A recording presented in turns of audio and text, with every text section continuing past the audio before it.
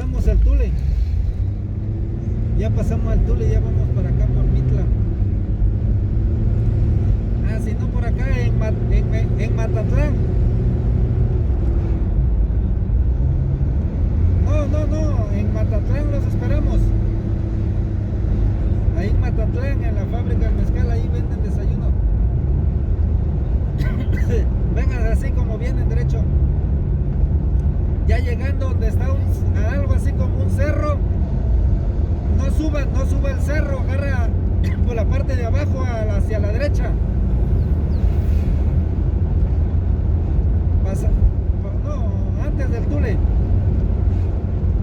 Van a pasar el batallón, se vienen derecho y ya se encuentran como un cerrito arriba, pero agarran a la izquierda, le dan la vuelta a la derecha.